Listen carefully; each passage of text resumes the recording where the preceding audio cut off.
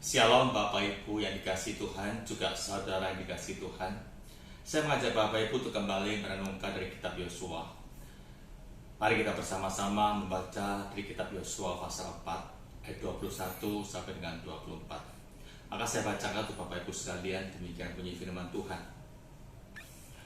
Dan berkatalah ia kepada orang Israel demikian: apabila dia kemudian hari anak-anakmu bertanya kepada ayahnya, apakah arti batu-batu ini? Maka haruslah kamu beritahukan kepada anak-anakmu begini: Israel telah menyeberangi sungai Yordan ini di tanah yang kering.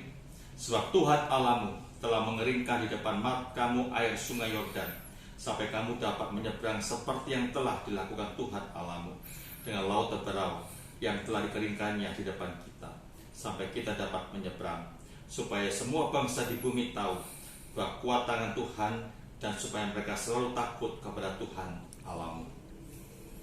Saudara kasih Tuhan, setelah bangsa Israel berhasil menyeberangi laut sungai Yordan dengan cara begitu spektakuler, di mana air sungai Yordan dibelah menjadi dua, mereka begitu bersuka cita. Nah, pada saat itu kemudian Allah memerintahkan Yosua untuk mencari 12 orang mewakili 12 suku bangsa Israel. Tujuannya untuk apa, Bapak Ibu? Mereka diminta untuk mengambil batu dari sungai Yordan. Nah, batu ini dibawa ke daratan dengan tujuan supaya mereka nantinya bisa mengingat karya Tuhan dalam kehidupan mereka ketika menuntun mereka menyeberangi sungai Yordan. Bukan cuma itu, batu ini juga diperintahkan oleh Allah supaya batu ini bisa disampaikan kepada anak cucu mereka tentang karya terbesar Allah dalam kehidupan mereka. Jadi ketika mereka tanya tentang batu ini, maka para orang tua bisa menjelaskan bagaimana Allah menyeberangi sungai Yordan dengan tanpa transportasi. Bapak Ibu dikasihi Tuhan, Allah ingin pengalaman bersama dengan Allah bangsa Israel bisa menceritakan, bisa mewariskan kepada anak cucu mereka, dengan tujuan supaya anak cucu mereka bisa merasakan kasih Tuhan dan bisa melihat karya terbesar Tuhan dalam kehidupan mereka. Namun sayang Bapak Ibu, kalau ternyata para orang tua dari bangsa Israel banyak yang lalai untuk melakukannya, sehingga kelak kalau kita baca sejarahnya, maka banyak anak-anak Tuhan yang meninggalkan Tuhan. Bapak Ibu kasih Tuhan, sekarang ini warisan apa yang akan kita berikan pada anak cucu kita? Kita memang tidak pernah mengalami peristiwa spektakuler seperti bangsa Israel menyeberang laut terberau atau menyeberang sungai Yordan. Tapi kita pernah mengalami suatu cerita yang sungguh luar biasa, peristiwa luar biasa Bapak Ibu, di mana kita bisa merasakan kasih Allah melalui kematian Yesus di atas kayu salib. Itu adalah anugerah Allah yang terbesar dalam kehidupan kita, yang melebihi dahsyat daripada menyeberang sungai Yordan ataupun laut terberau.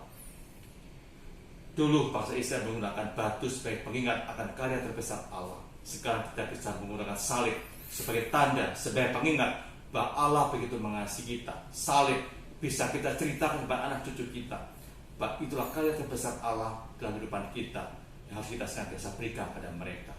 Nah, Bapak kasih Tuhan, sebagai orang percaya, seharusnya yang patut kita wariskan pada anak-anak kita bukan cuma harta jasmani, tapi juga harta rohani, yaitu berita keselamatan yang diberikan kepada mereka supaya mereka mengerti akan kasih Tuhan kepada anak-anak yang mereka rasakan pada waktu itu.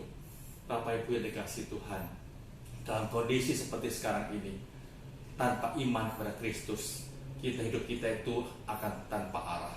Tanpa kita diwariskan harta rohani, maka hidup kita itu akan tidak ada pengharapan sama sekali. Bisa dibayangkan Bapak Ibu, dalam kondisi seperti sekarang ini, di mana virus COVID-19 semakin ganas menerpa kita, ada ketakutan, ada kegentaran. Tapi kalau kita bersama-sama dengan Allah, ada ketenangan, karena kita tahu Allah senantiasa menyertai kita, menuntun kita, melindungi kita Bapak Ibu. Itu sebabnya di saat-saat seperti ini yang perlu kita lakukan, jaga kesehatan dan juga protokol kesehatan. Tapi Bapak Ibu, kalau kita sudah melakukan semuanya itu dan ternyata kita pun terpapar, dan akhirnya mungkin kita juga dipanggil Tuhan, kita tak percaya itu ada dalam kedaulatan Tuhan.